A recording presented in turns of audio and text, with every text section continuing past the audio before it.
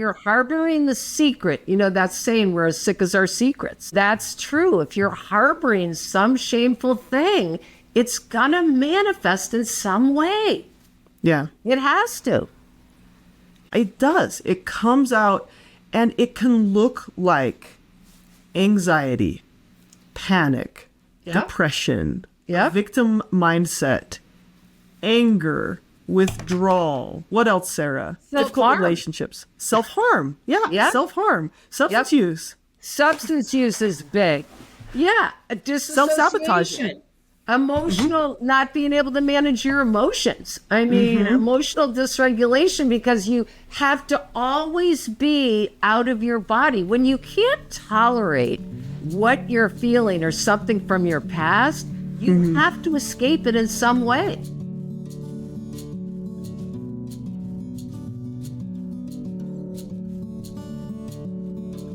Okay, so Sarah, I am so excited to talk about this because I've been thinking about this quite a bit, and I do love the idea of self-compassion. Yes. I feel like self-forgiveness can be an important step. Yes. But an area that I see that does not receive enough emphasis, and this matters to me because I see it as like one of the most healing things you can do, is this practice of actually making amends, of actually, when you've done something wrong, actually fixing it. So let me give you an example. I follow this psychologist who's a writer, and he's great. Yeah. Like almost everything he writes, I'm like, that's so helpful. That's so cool. One of his followers wrote into him and was like, hey, back in the day, I cheated. And it was like a certificate exam. Like it was a really important exam. Yes. It was like, not like the bar exam, but maybe he was a pharmacist or some other thing that he had to do. And he cheated on his exam. Oh. And maybe it's been 5 or 10 years now. And he says, I still feel bothered by this. It's gonna see, what I talk about also is how it manifests. Go ahead. So this psychologist, who I respect and admire, his advice was, you need to work on self-forgiveness. No.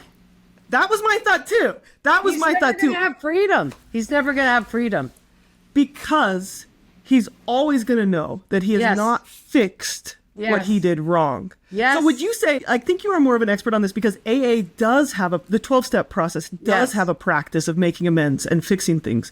But I feel like most modern psychology is so like, just like you should try to feel good. And I'm like, no, you should actually do good works and then you'll feel good. So my advice to this person would have been, okay, you harmed other people and you betrayed yourself. You know that you lied. So now we fix it. And my advice would be, you have the choice, if you want to heal this, of going back to your licensing board and telling them, I'm going to redo my exams. And making repairs, like making actual repairs. Because what I would hypothesize is in that guy's life, it's manifesting in a bunch of ways. That's what happens. Yeah, he's anxious, he's depressed, he's suicidal, he has crappy relationships, he can't be himself, he has secrets, he has substance abuse. You cannot live with that kind of guilt and shame and not have it come out somewhere. And that's the thing. This is the thing that I feel, and I've been very hesitant to speak to it, which is one of the reasons I brought you on, because I'm like, I think Sarah probably has a lot of experience in this area. But when we do something that goes against our sense of what is right, so let's say I lie, or let's imagine I have done this.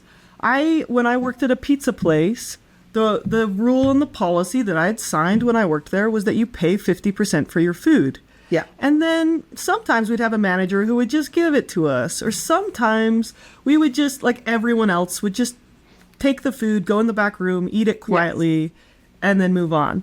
And at some point, I was asked in a different job interview, do you ever steal from your employer? Yes or no? And in that moment, I was confronted with the reality that I was stealing from my employer. Right. And in that moment, when we're stealing from our employer, or when we're lying, or when we're betraying our deepest sense of what is right and wrong, if we continue to do it, we have to cover it up somehow. Yes. We have to cover it up with blame, like, oh, well, my employer doesn't pay me enough, so I deserve to do this. or anger, like, oh, well, he deserves it, or shame, well, I'm just a bad person anyway. Yes. I'll never like really deserve more than this. And then we don't trust other people either, right? We assume other people are going to be bad. We have to justify all of the things that we've done wrong in some way. We have to make some fake math to make it okay. And then that fake math sticks with us in all our relationships. It shows up later. Okay, I'm talking a lot. What do you think? No, but that's the human condition. I mean, we talk about that on my little YouTube channel a lot, that substance abuse is the same way. I mean, the quintessential component of substance abuse is denial, rationalization, minimization. And then you get sober, and what you realize is just because you get sober, all the behaviors are still there. So you're going to now have to rationalize and minimize everything else because we want to feel okay. Yeah. And yet it's about clearing it up. You know, I was thinking of this. Let me just pause for a second. I want to make this point really clear. Go. When you have harmed someone else or you've gone against your deepest sense of what is right, you have a choice in that moment to go back and make repairs or to twist reality. Yes. And twisting reality looks like minimizing what you did wrong, maximizing what other people did wrong, or the opposite, which is like, fine, I'm just a terrible person, creating labels. And I would say in my religious tradition, I was taught frequently that when you've done something wrong, you go confess and make repairs. And not just like to a priest, like you go tell the person what you did wrong, and then you try to make it right. Yes. And you try to learn from it and come back to it. So with this pizza example, when it really hit my heart, oh, I've been stealing. I ended up going to my manager, going to his office and being like, hey, Jim, I've been eating food without paying for it for like a year. And I was like crying because I cry easily. And he was like, oh, okay, Emma, thanks for telling me. Feel free to write me a check and pay me back for what you've eaten. Yeah. So then I did. And then my heart was clear. Yes. And I was done. There are different kinds of amends, like financial amends is one category. Absolutely. Yeah. And you're right. It's all about also changing behavior and learning from it. Do you know what I mean? Yeah. Like there's some things we can't amend for, but we can at least be honest about and then try to like learn from it and try to embody something differently in the future, and that is making amends. I want to save like different ways to make amends for the like further down the road in this conversation because there are so many ways to make amends. The end is I have different kinds of amends. I have examples. I have things to not do with amends. I have how to set it up. But it's really, you're right about what it causes you, how it affects you, how we deal with it in our present life. Like if we don't want to own it, it comes out. This is Alcoholics where I first learned this, but the guy that first, where Bill W. got it, was a guy who was a Christian minister. It was called the Oxford Group back in the early 1900s. And the guy that started it was a minister who got really angry with a bunch of people, left his ministry, and then realized, oh my God, I'm not going to be free unless I make amends to these people. And I know it's in a lot of religions, but, you know, Bill W. got the idea from that, the guy that started AA. And I think with alcoholics, you know, it's so obvious that we've done some stuff wrong, but all human beings do stuff wrong. It's not just alcoholics. And I was going to take it out of that frame also. Yeah. And the other thing is this idea that people are so much more comfortable with being a victim. I've been a victim. I've had sexual assaults. I've had different things happen to me.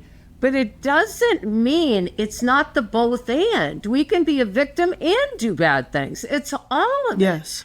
And, so, you know, there are amends to certain people that have done us wrong, but we've also done wrong. Like I think of divorces. So many people get so stuck with staying angry at their spouse when they've been angry for 20, you know, they've been married for 20 years and done a lot of stuff. So it's about what the big book says, putting the person in the category of the spiritually sick and looking at your own behavior. Even if someone has done stuff to you, you still have to own your part to be free. Do you know what I mean? So it's not just about things you've done to innocent people. It's actually the hardest ones are ones where we rationalize and blame others and yet don't look at our part in the relationship. And I do want to acknowledge, like, when we veer off the path, when we've done wrong, and it's normal that we all do wrong. Okay, this is normal. Totally, like, it's natural, normal, and human to make mistakes. Yes. That's okay. The question is next, what will we do with it? Yes. And if we hide or rationalize it, we deepen our sense of shame and distance ourselves from others. And there's two big ways we do this. And the first big way is to believe that we're the one who's good and everyone else is bad. Yeah. And this is a form of self-justification. Well, my ex was so terrible that the little things I did weren't bad anymore. They don't count anymore. Right. The other way that we justify ourselves, and this was hard for me to learn. I learned this when I was very depressed, probably the most depressed part of my life, when I was like 20, 21. Got it. Was that also some people flip the opposite way and they decide, fine, I'm a terrible human being. I'm broken. I'm deficient. I'm disordered. Look at all these pathologies I have. I'm just bad.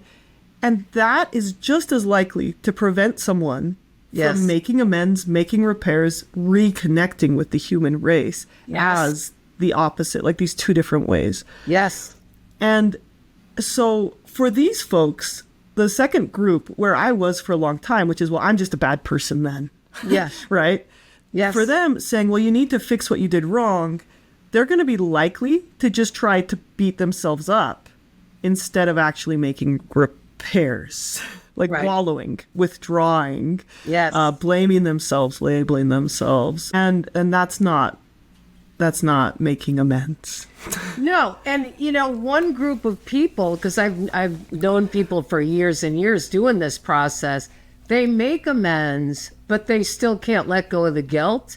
And the idea of making amends is to set yourself free. That's right. It's not to just beat yourself, flagellate yourself over and over again. That's correct. Yeah. Yeah. So then it's like, why am I so attached to being the victim? Right? Yeah. Or being the bad person. Yeah. Then I can rationalize my behavior. I can stay inside for weeks because I'm such a bad person and be okay with it, even though I'm not going to my kids' school events or whatever the case may be. Do you know what I mean? Yeah. I do. And I think that's where self-forgiveness comes in. Yes. After we've taken the steps to make repairs, then we have to truthfully and honestly treat ourselves with love and compassion. Yes. And courage. It takes a buttload of courage. I said yes. Yeah. Willingness and courage and the ability to tolerate some discomfort for long-term gain. Yeah. And I think for me, when I was really depressed, for me to let go of this label of myself as like broken or bad was actually, it took a lot of courage to say, maybe I'm not broken. That means I have to keep trying. That means when I mess up, I have to keep apologizing and go back and show my face again. I have to show up again and keep parenting when I've just yelled at my kids. Courage. Yes. Yeah. Yes. And the benefits, and like to say this is really where you can have better relationships, way less anxiety, more energy and vitality because you're not preoccupied with the past. Yeah. I mean, there's so much that comes out of it. Liberation, more intimacy with people, better relationships, more sense of peace. I mean, in the AA Big Book, they say after this step, there's a list of promises. And it's like, we're going to know a new freedom and a new happiness. We will not regret the past nor wish to shut the door on it. We will comprehend the word serenity and we will know peace. No matter how, this is what you were saying, no matter how far down the scale we have gone, we will know that our experience will benefit others, being of service. So there's all these, the feeling of uselessness and self-pity will disappear. Our whole attitude and outlook on life will change. So that's how significant this work is. I mean, and a lot of people in AA get to this part and they stop because it's too hard. I've had people relapse when they get to amends. So why is it so hard? And I think because it activates the shame and the guilt and the incident or whatever happened. And it's almost like you're getting it out of your body and looking at it.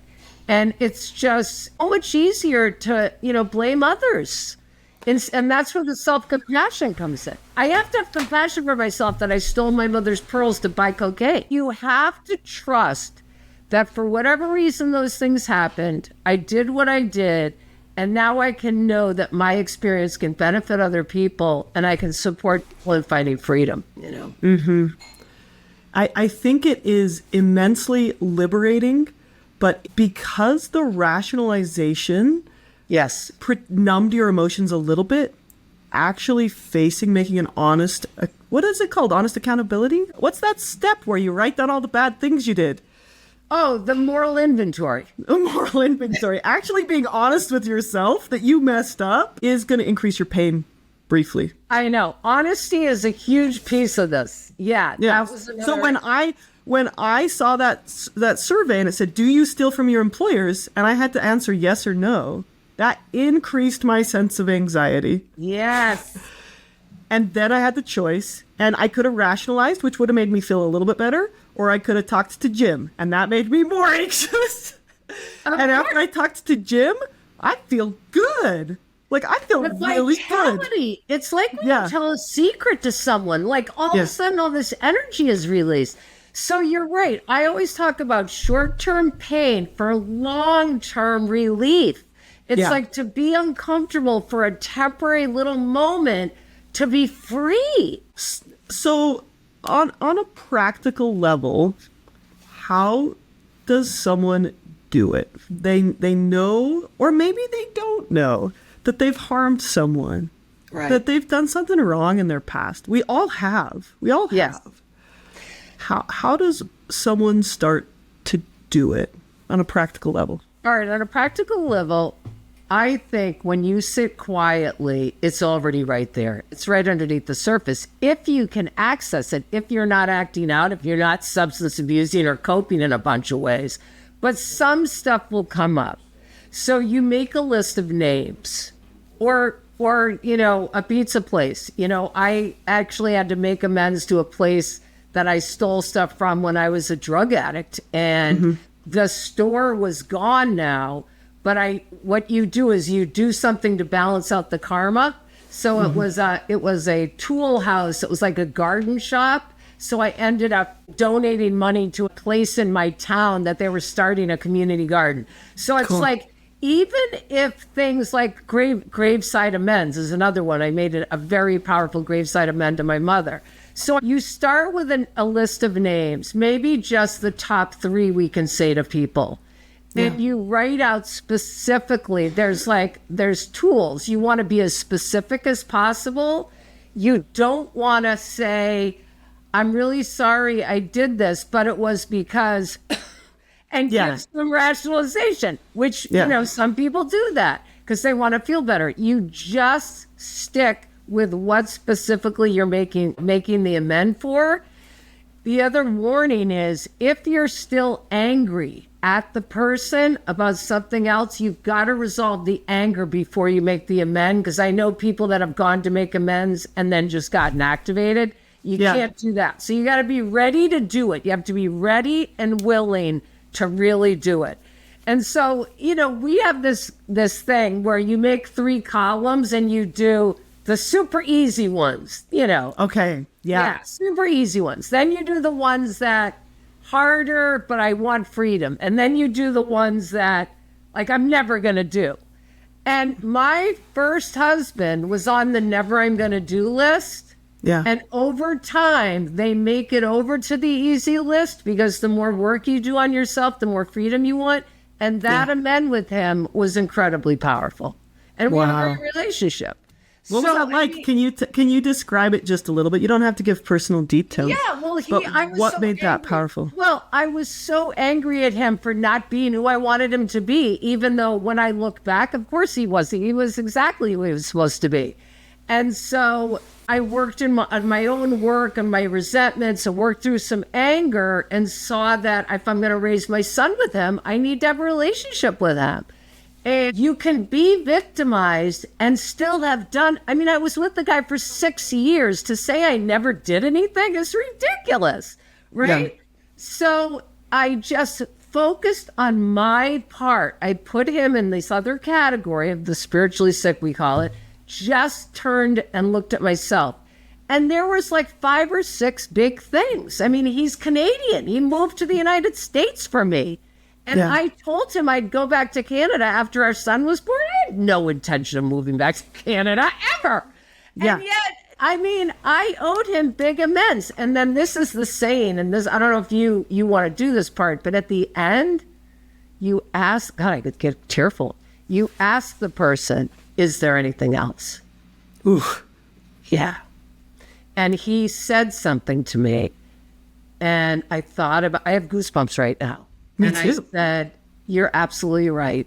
And I apologized for that. And I hadn't remembered it. Now, sometimes someone's going to go, oh, well, what about, and you may not feel like you owe an amend for that. So you definitely have to feel like you have a choice. So someone can say something and you can say, you know what, I'm going to think about that and I'm going to get back to you. Such a good answer. At that moment with my ex, it was definitely clear. So, yeah. And I mean, he's, again, it's amazing. He used to be such a spiritual practice for me. I was so enraged at him. And by spiritual practice, you mean the tormentor, a mentor who torments you. That's what you mean. Exactly. Someone that you're giving all your peace to. And yet, if I work through the anger and my part and the resentment piece, which maybe could be another episode, because that working through the resentment stuff is so key first, really. But anyways, can I pause you? Is that a step in the 12 steps? Tell me the steps. Okay, the fourth step. The first step is we're powerless over alcohol. Our lives became a manual. But again, there are so many zillions of 12-step programs. It could be I'm powerless over my husband. I'm powerless over my kids. I'm powerless over, my ADD. I mean, whatever. Shopping addiction. Yeah. Yeah. Mm-hmm. Second, came to believe in a power greater than myself could restore to sanity. But it doesn't have to be God. If people aren't religious, it's just the idea that you don't necessarily have all the answers, that you have to trust another process. Yeah. 3, turn my will and my life over to the care of God as I understood him. 4 is the moral inventory. Now, the inventory, it's resentments, fears, and sex. So it's all our anger and our resentments. It's the fear, which is really underneath resentment, and then it's our sexual history. And I've done sexual histories with people that have had sex with one person or 100 people. So it's not really about the people, it's about what we're carrying, because a lot of shame in the sexual inventory. So then we do the 5th step, which is I tell another person, I tell my sponsor, I read it to them. 6 and 7, I ask God to remove my defects of character or my shortcomings. 8, I make the list of the people to make amends to. 9, I make amends. And then 10, which is part of 9 really, is daily amends. So you do a nightly check-in where if like my sponsee this morning yelled at this coffee girl yesterday, what am I going to do today to clear that up? Am I going to drive back there to say, I'm sorry, whatever? So so the idea of the 10 is so you don't accumulate, 500 more resentments. This is what I think is so freeing about it. Because if we imagine, like, when I harm someone else and I don't make amends, it's like a brick in my backpack. Yes. And if I do this for 20 years where I'm just getting angrier and more defensive and more isolated and upset at people or more victim-y or more like I'm such a bad person, my backpack gets very heavy. Yes. And you could do one big step to lay down that backpack, but we each pick up bricks each day. Yes. And having a practice to set those bricks down each day is powerful. And this is where my my personal spiritual and religious practice comes in is that we do a nightly prayer, and we are grateful, and we express, we look at, like, we consider our day, and we think, how did it go? Is there something I need to fix? And then you ask for help to do better the next day. And then each Sunday we do like a bigger ordinance around clearing that queue, clearing that backpack. And that's what my religion is. Like, my religion is like, can I clear my heart off? Can I serve people? Yes. We're twins. Yeah. And I think for people who don't have that religious practice or spiritual practice, like AA or 12-step programs also offers that. But I feel like in general, psychology in general has ignored this freedom giving step. Yes. So, like, someone might feel really angry at someone. Like, you felt really angry at your ex-husband. Yes. And you probably thought it was because of everything he did to you. But and that may be true too. That also might be true. And when we have harmed someone else, anger is an amazing way to rationalize. Yes. And so we carry that anger on purpose as a shield. Oh, absolutely. And when we make repairs, we don't need to carry that anger because we don't need to defend ourselves so much anymore. Right. So we can spend all day talking about anger management practices. Right. And it's like, but what if you just messed up and you need to say sorry? Yes. Yes. Or you stole something and you need to pay it back. Right. Or you hurt someone and you need to pay for their medical bills or their therapy. Right. Right. I mean, there's stories in AA where people admit crimes and have gone to jail. Yeah. So, I mean, it's really about, you're only going to get the freedom if you balance the scale. Yeah. Yeah. If you're harboring the secret, that saying, we're as sick as our secrets. That's true. If you're harboring some shameful thing, it's going to manifest in some way. Yeah. It has to. It does. It comes out, and it can look like anxiety, panic, depression, victim mindset, anger, withdrawal. What else, Sarah? Difficult relationships. Self-harm. Yeah. Self-harm. Substance use. Substance use is big. Yeah. Self-sabotage. Emotional, not being able to manage your emotions. I mean, emotional dysregulation, because you have to always be out of your body. When you can't tolerate what you're feeling or something from your past, you have to escape it in some way. I have the most powerful story I was going to tell is about this guy. He, in college at his frat, they were very verbally abusive to this woman. And he describes this whole scene, which was so powerful. And he had so much guilt for that woman. And it was something about how she looked. And he tracked her down. And he was sober like a couple of years. And the event had happened, 15, 20 years before. And he tracked her down. And now I have goosebumps again. And she told him, because of that event, she had been suicidal for years. She'd been depressed for years. She had suffered so much. And he gave her freedom, and he set himself free. Both. She was sobbing because what he said is, it was not about you. I wanted to feel part of this frat. I didn't feel like I belonged. I went along with these guys to yell at you and say these mean things. It was because of me. And again, goosebumps, the power, of setting people free. Yeah. And I think I would hope that everyone has had an experience like this. And I'm wondering if some people literally have never had that experience, where they've hurt someone and gone back and tried to make a repair and it went good. Are there people who've never? Don't. Most people have never experienced this. Okay. No, I have 4 brothers, right? And when I got sober, and over the years, I've talked to my brothers about making amends, and they say to me, gosh, I wish I was in AA. I have a lot of people to make amends to. And I say, you don't have to be in AA to make amends to people. Yeah. It's so crazy that, I'm not going to track down this woman that I abused 20 years ago because why? People are in denial that it's affecting them. That's what I think. Well, our brain is incredibly good Yes. at like manipulating the truth. So somehow that distortion just popped in. I'm not in AA, so I can't make amends. Very That's right. comforting thought. Very comforting thought. Right. But unhealing is the opposite of healing. Right. This is interesting to me because I grew up in such religious culture where it's called repentance in my religious culture, but it's not a shameful thing. It's like a joyful thing. Yes. And I was, taught it from a young age, and we practiced it from a young age.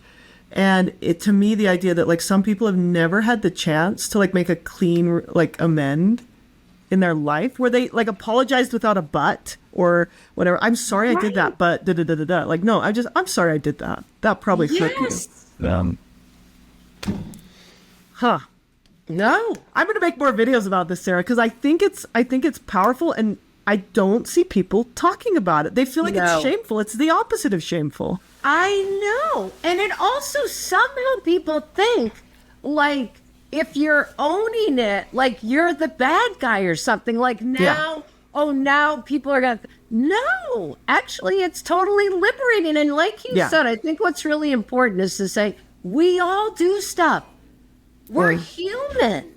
Yeah, I mean, we're all kids going to do stuff. Think of like fifth graders that are mean. Fifth grade's brutal. My 11-year-old's in fifth grade right now. This kid in her class called another kid who is not white a chimpanzee. And that is apparently like a brain rot character from something on YouTube. The kid thought she called him a chimpanzee. The kids in the class thought she called him a monkey. And therefore, everyone's like now calling her a racist. And everyone got like, all these kids were like brutally like teasing her. And my daughter comes home, and this is her good friend, said, "Mom, is calling someone a monkey racist?" And I was like, yes. And so then we had this conversation. But then I was like, oh, well, I don't think she meant that. We should get this cleared up. Like, we should get these two kids in a room and their parents in a room and be like, she didn't mean to do anything. And he's like, he probably felt like he was being racially attacked. And it wasn't intended that way from everything I can. So then mom texts me that night. It's like, oh my gosh, I just heard about what happened at school. Like, can you believe it? I didn't know the kids were bullying my daughter about this. And then she just didn't send her daughter to school the next day. And that's how they handled it. And I get it, like, you want to protect your daughter from being bullied. But if you're not going to get kids in a room with parents, and hopefully the parents would be very reasonable. That's the hope. Yeah, and you never know, right? So maybe that wasn't safe to do that. But ideally, in an ideal world, these people would come together. They would talk it through. They would listen to it. It's a great chance to teach this whole fifth grade class about racial abuse and what it is and what it isn't. And how, like, I was telling my daughter, like, did you know, like, English soccer players, if there was a black guy on the team, the other team would throw bananas at them. Like, this is a real issue. There's a good chance to like teach and learn. And instead, they just kind of teased and withdrew. And that's how the situation was managed. And it's like, this could have been such a cool chance of like healing, you know? Oh, and it's not even managed. That's the thing. That's right. Like, they think it's managed. It's not. And this is what's interesting to me, is that I think most people don't have the education, the skills, the opportunities to learn how freeing this can be. Yes. Okay, so how, on a practical level, you write your list of names, you come up with your easiest category of names. How do you do it? How do you go through with this in a way that's actually helpful? And I know there's a caveat, like, unless it would cause more harm. Right. There's different debates about this. I was going to say, if you've been having an affair on your wife, you don't just go to your wife and say, honey, I've been having an affair, and, everything's fine. So you don't just blurt out something if it's going to really harm the other person. How it's done is you want to see the person live if possible. Of course, you can write a letter and all that, but if you can get together with the person live, you say, I'd really like to clear something up with you. Can you give me some time to get together? In AA, they say, I've been going through this process. They kind of explain it because people seem surprised. But when you get together with the person, you just say, I just really have been burdened by this thing I did, and I want to make amends to you. I want to say I'm really sorry for X, Y, and Z, and I'm really sorry of the impacts on you. You don't explain it. You don't say why you did it. You don't ask for forgiveness. That's the other thing. You can't expect forgiveness because not all amends end well. Here's the key, right? Like when you decide, like if you tell your wife about an affair, or when you decide like to make amends, it's not about you. It's actually, you think about what's best for the other person. You're fixing what you did to them. Yes. Yeah. Yeah. So you don't ask them to forgive you.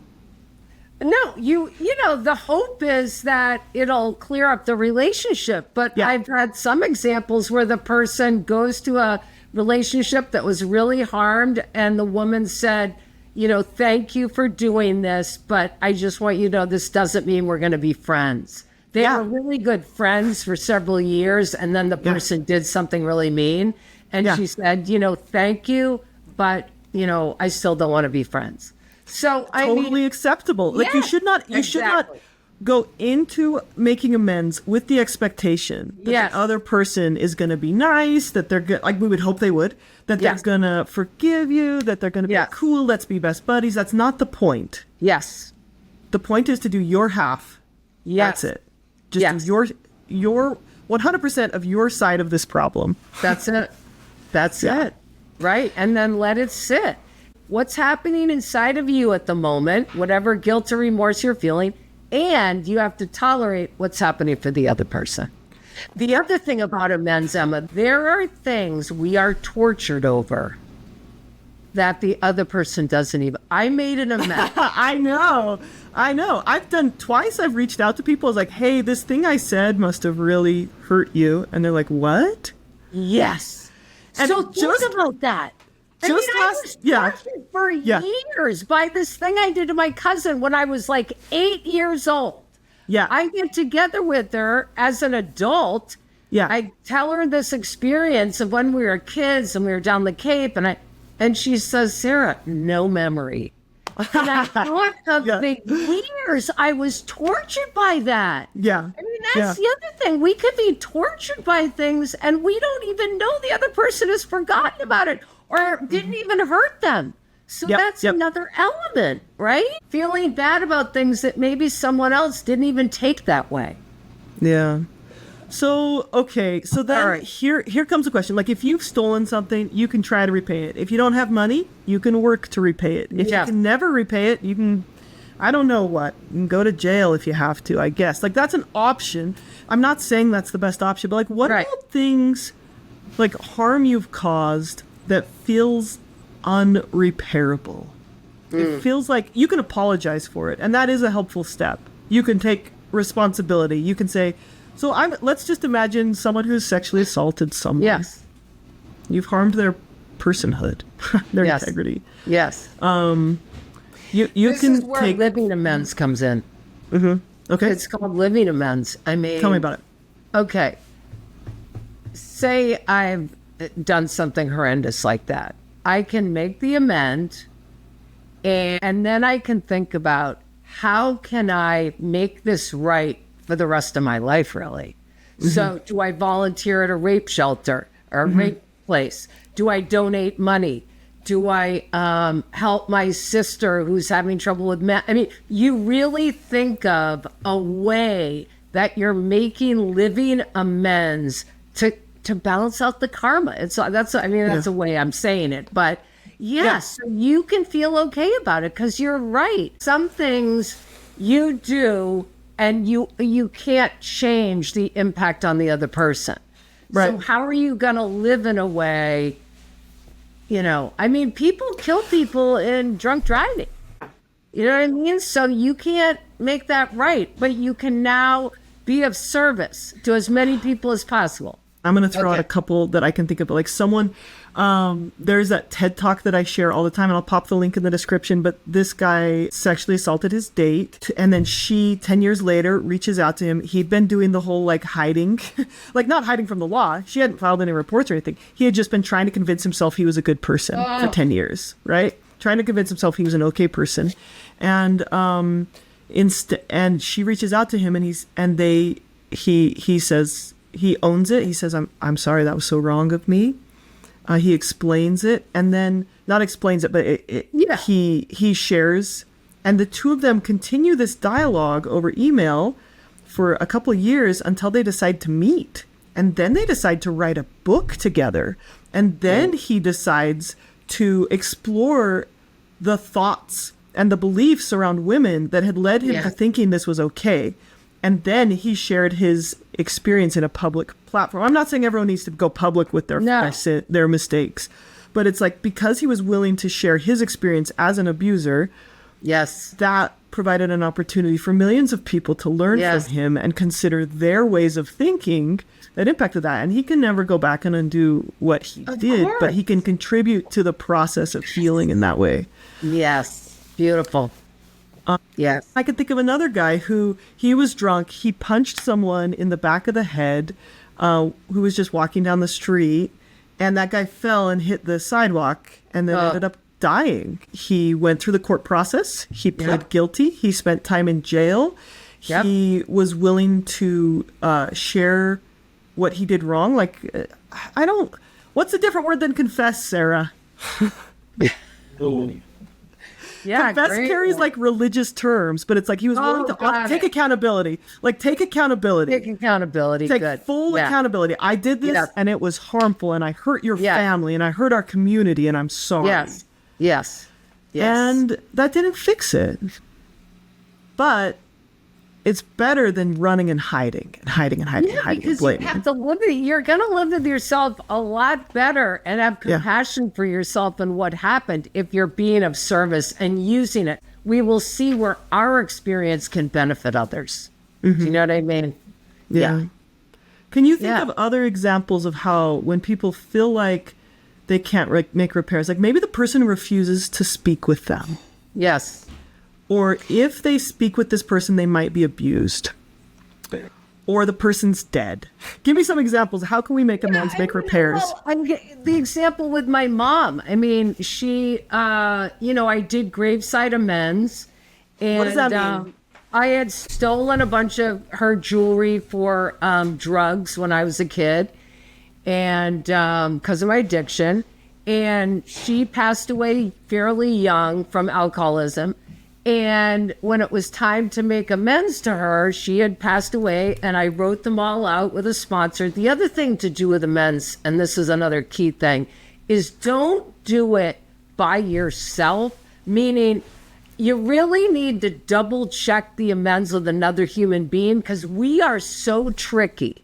We will rationalize. We will go into it angry. Unless you do it with a partner or someone else that knows this work, you can really make things worse. So I checked it out. I went to her grave. I went to her graveside and I made the amends. And I had to ultimately forgive myself. And, then I do work with other alcoholics. Then I do a bunch of stuff in my daily life to make up for that. It's interesting because it's thinking about how, again, to balance the scales. That's the way I think of it. There's all kinds of ways. There's donating money. There's offering services. There's helping another person. Oh, I know another one. Okay, this is a great one. So when I was drinking, I totaled a friend of mine's car. Actually, not really a friend. It was a woman I was renting an apartment from. And I was going off on a trip skiing to your area. Anyways, and when I got back, she confronted me and said, oh my God, I walked out the next day, you had left and my car was sold, blah, blah, blah. So by the time I got sober and tried to hunt her down, she was deceased. And what I ended up doing is I wrote out all the amends with a sponsor. I drove to where we used to live together and I made the amends. But since then, I've given cars away. So when my car gets to a lot of miles, like a friend of mine's son's in high school who didn't have any money and didn't have a car, it was time for me to get a new car and I gave him my car.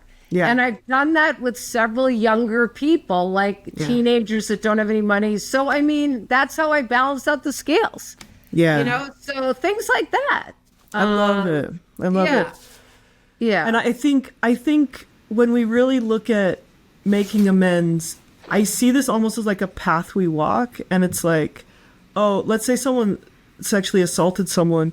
Making amends might just involve like changing how you see women, considering those beliefs on how you see women, and moving forward, treating women with utmost respect in your behaviors. Yes, absolutely. And by embodying this new value of treating women with respect and protecting women, you are making amends. For the harm you've done. And so like when we look at the underlying beliefs that fueled our wrongs, then we can just simply living differently and trying to live differently, working on changing your thinking, your behaviors, your feelings, that can create new paths for you and new freedom for you. And a genuine sense of self-esteem, like a genuine sense of like, I am actually proud of who I am because I'm a different person now. Now, I want to go back to something you just said, which was do this with someone because our mind can be tricky. And I think if I remember correctly, as part of this, you tell your wrongs to your higher power and also to one other physical human being. Is that correct? Well, that's the fourth step. So the fourth step is you make a chair for God. The ninth step is, God's going to be there, but it's more you're working with a sponsor in AA. So the only reason I say that is I've done rogue amends and they haven't worked. Where like I'm at my brother's house in Vermont and I have the great idea, I'll make amends to him, but I haven't really prepared and I haven't reviewed and it's okay, but it could have been better. And sometimes you end up like not being clear. So my sponsees read them to me. And I'm telling you, very often we talk a bunch about it and they redo them and they redo them and they redo them because they sneak in justifications and rationalizations. It's so human. Here's the other thing I think, because we sneak in, here's why I did this, or when you did this, then I did that, and our brain is very good at rationalizing that, but it's also too good at slipping the other direction. And this is what I was wondering is like, if someone believes they've done something wrong and then they share it with a therapist or with their clergy or with a sponsor, and that sponsor is like, actually, that wasn't your fault. That can also be very freeing. So I can think of like 3 examples of this. I can think of a girl who, when she was 5, her mom told her to watch her baby sister. And the mom was on the phone somewhere else. And the baby sister wandered into the road and got hit by a car and was killed. And this lady, for her entire life, was like, it's my fault my sister was killed. And the truth is, no 5-year-old is responsible for that. Right. That was not, you don't need to make amends for that. Yes. That's a great point, because we go through the list and there are amends where you say, no, that wasn't about, right. Yes. Good and I can think of another example in my religious tradition, my faith, where a woman posted this on Instagram. She said, I'd had this kind of negative sexual experience. And then later on, a boyfriend was like, oh, that was bad. You shouldn't have done that. Like, you need to go talk to the bishop. Like, you need to go confess. And so she felt all this shame, like, oh, am I like bad? Am I dirty? Right. And then she went to the bishop and told the bishop what had happened. And he said, well, can we pray about it? And they prayed together. And then afterwards he looked up and he said, I want you to know that what happened to you was not your fault. That was actually abuse. She was a little kid, right? Or a young teenager. It's like, that actually, you were not complicit in that. Yes. But going through the process of telling another human being can help us clear up that trickiness where we can fall to either side. Oh, it's everyone else's fault. Or I'm such a bad person. And telling another human can help us clean that up and clear out that cue or that backpack of bricks. Yes. Yes. Absolutely. I was thinking of, like we say in AA, this is where the magic happens. This is where really you get the freedom. I had this quick story I'm going to tell you. about my second husband, George, right? And this is where we talk about it. Like, I was a victim in the sense my husband relapsed after a long term of sobriety. And so my life became crazy for a good 2 years until I kind of finally got the courage to say, hey, this isn't going to work.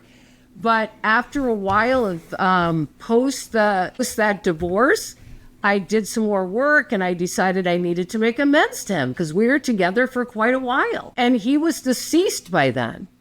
So I wrote out my amends and I thought, oh my God, I'm getting choked up now. And I thought of this beach in Maine where we used to go, and I have a lot of really great memories of that beach. And I got to the beach and it was like in the fall, so it was cool weather. And there was a guy getting out of a car in front of me going into the beach. And we said hello and blah, blah, blah. I walked down to the beach. I sat where we used to sit. I read my amends. I had a lot of feelings and, thanked him. Also at the end, I just wanted to thank him for all the positive things of our relationship. It wasn't just about his addiction. That happened in the last couple of years. And so I'm walking back to my car, and the same guy is getting back in his car, in the next car. And I said to him, hey, we chatted for a while. He asked me where I was from, blah, blah. And then I was about to get in my car, and I said, where are you from? And he goes, Freedom. And I said, Freedom? And he said, Freedom, New Hampshire. It's a town in New Hampshire. Huh. And it was like, I have goosebumps telling you this because whether you believe in God or the goodness of the universe or whatever, it's like that moment I was free from George and everything that had happened. And it was like, that's a situation where someone could be a victim forever. My husband relapsed and I'm angry. And you know what? When I owned my part, then I was able to not only own my part, but see the bigger picture. That's the last thing I should say about this is, my brother who's a therapist always says, pull the lens back. And I love that because so often we're in our own spin about our realities and our things that have happened to us. And we forget that other people are having their own experience. And it's like when you become a mom and suddenly you see your own mom totally different because you realize, oh my gosh, she was experiencing all this while she was raising me. I had no idea. It's the same feeling. It's like when you can pull the lens back and look at the other person's experience, not just yours, I think it's really helpful. So that was one story I wanted to tell. One last one, this from a friend of mine. His mother was an alcoholic, very abusive. I mean, this guy, foster homes, abused by therapists, just endless trauma. And that's why he's such a great example of amends, because he got sober. He's an attorney now, and he went to make amends to his hockey coach. And his hockey coach, and his mother was deceased, and he had, he still was saw his mother as never caring about him, never, speaking up for him and all this stuff. And he makes amends to his hockey coach. And he ends up getting from his hockey coach all of this information about how much his mother cared about him, because his mother used to talk to the hockey coach about him and how awesome he was. And so in that amend, he's getting from the graveside information about his mom that he would never have had. I mean, that just to me is the magic of this work. It's just so powerful. And we've talked about so many different kinds, but those are a couple of just really powerful examples of you will get things that you don't even know you want to get. Yeah.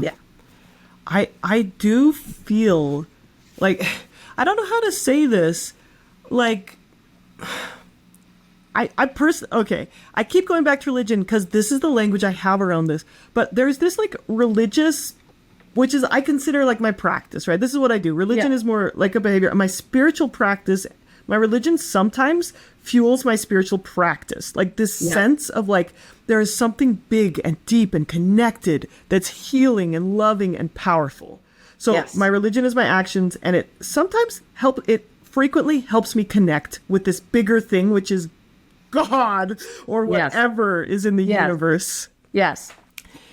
And there are certain practices that tap us in to this beautiful healing power that is immense. And whether you are spiritual or not, the effects of it are powerful.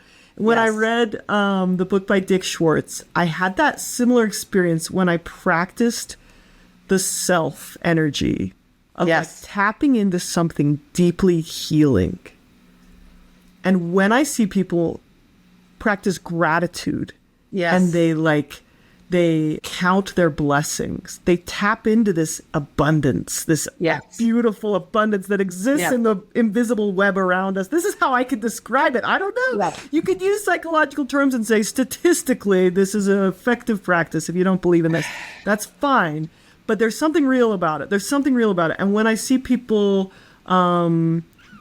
like slowing it down and getting present, being fully present, I see them tap into something real and beautiful. And when I see people make amends, I see them tap into these experiences like you're talking about, like something beautiful is transformative in these experiences.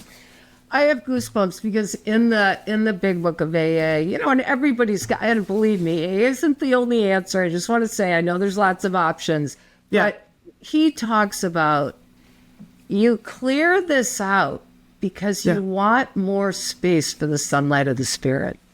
And and I really believe that when we are crippled by guilt, remorse, things we've done, shame, and all the ways we try to manage all that, we have no room for the spirit. And when I can honestly say, and when I share at meetings, I share this, there is not one person on the planet right now that I have an incompletion with. And how many people can say that? Like nobody. There's nobody I run into and I think, oh God, I owe them $10, or oh my God, I did that. And most human beings don't have that freedom because we're holding on to things that we're not saying we're sorry for. Or even another thing that just this is kind of has to do with it. In this seminar I did back in the 80s, the S training, I don't know if you ever heard of this, right?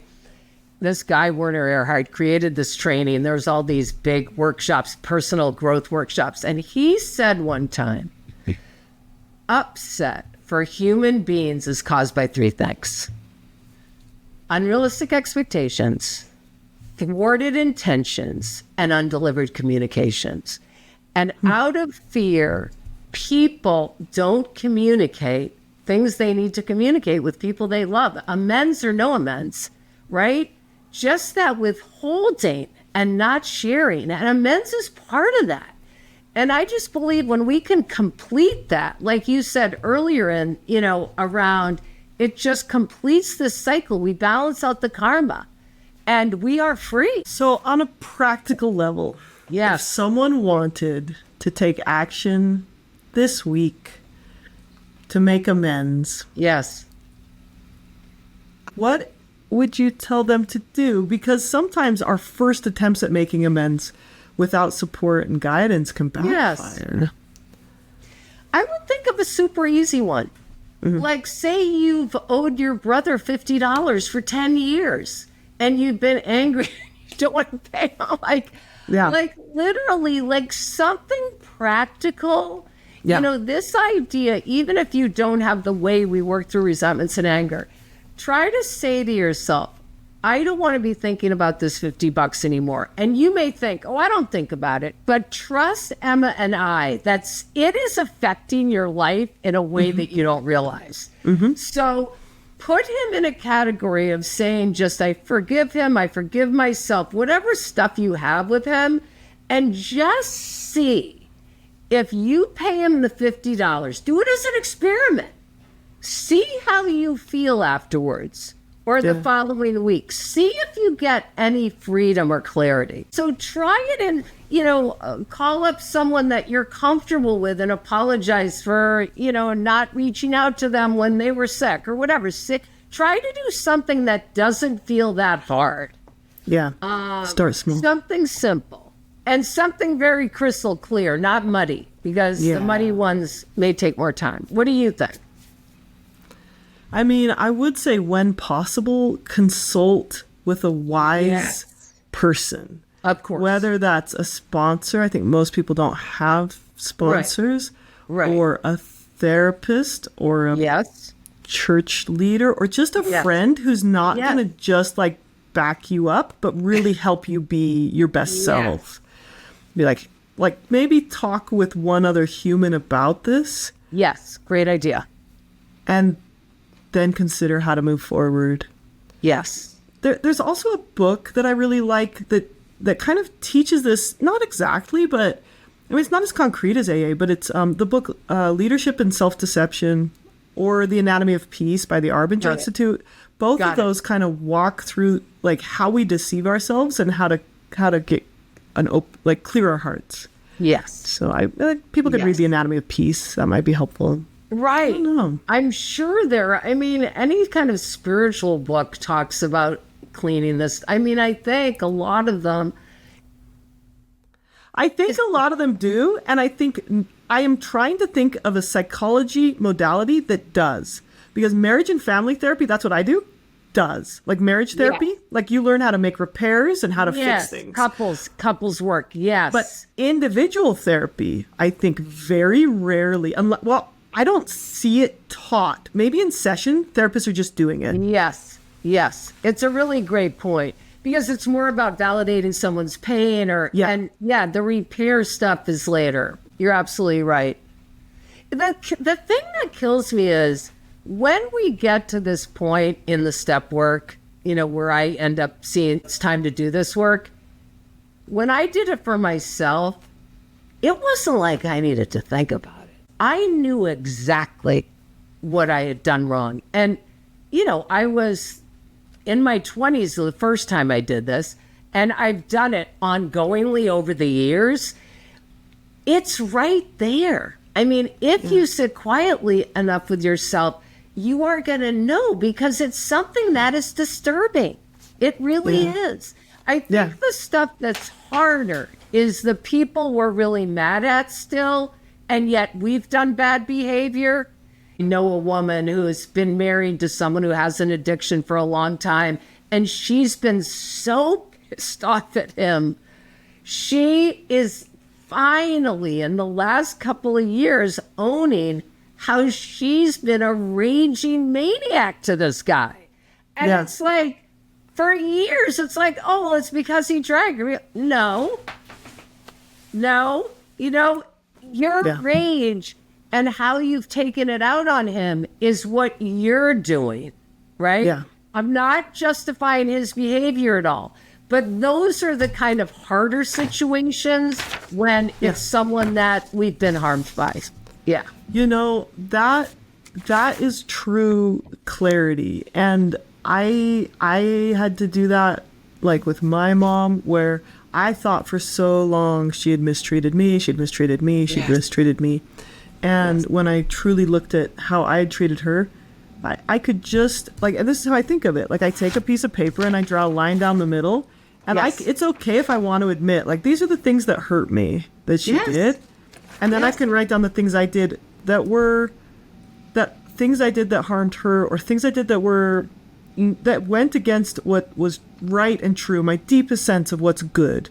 Yes. Like maybe I yelled, or I rebelled, or I pushed her away, or I fought her off, or I blamed her, or talked bad about her. Yes. And I can just take this paper and write my half of it, and I can tear it in half, and I can set hers aside. Yes. And I can say, I'm just going to do this part. I'm just own my side of this. And I think it's healing. It's not to minimize the pain that was caused you. I mean, that's the other thing. It's not it's to still say, there. my gosh, I haven't been hurt. It's not forgiving that either. It's not saying it's not that was okay, or it's not saying it doesn't still hurt you now. Yes. we don't have to carry our whole load of bricks anymore. Yes. Yes. You know, did you ever read the Four Agreements? Yeah. I don't know that. Okay. All right. Of course. All right. The part in that book that I thought was so profound is when he talks about the movie theaters. I don't know if you remember this part. He talks about going into a movie theater and you look up at the screen and it's a movie about you. And there's you and your spouse and your kids and your parents and blah, blah, blah. And everything makes total sense. And you're like, yeah, that's exactly how my life has gone. Yeah. And then you get up and you go into another movie theater. And it's the same movie, but it's about your mom. And so it's all from your mom's reality. And you're in the theater and you're like, no, that's not how that went. No. No, she wasn't doing that. And it's like, then you get up, you go into another movie theater, and it's your son. And it's all from your son's point of view and your son's experience of the world. And you're like, what?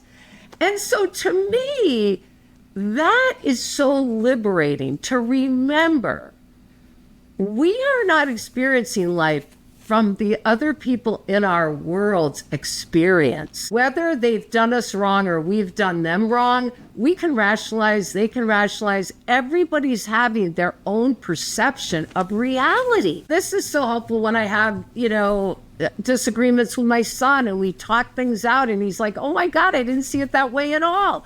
I've made amends to him, present day amends for things. And he's like, oh my God, Mom, no, this is how I saw. So, I mean, that's where you get to see everybody's having a different experience of this world.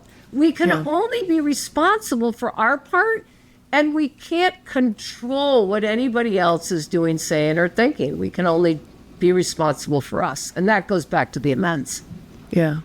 Yeah. Well, this has been fascinating. I really appreciate your time, your expertise, and I think there's more to say on this, and hopefully we can find a way to say it. I did wonder, did you get a chance to finish the story with your mom? You said you made the list, you'd taken her jewelry, she had passed away.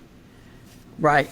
Then what? Oh yeah, I did. No, I did. End it. I mean, basically.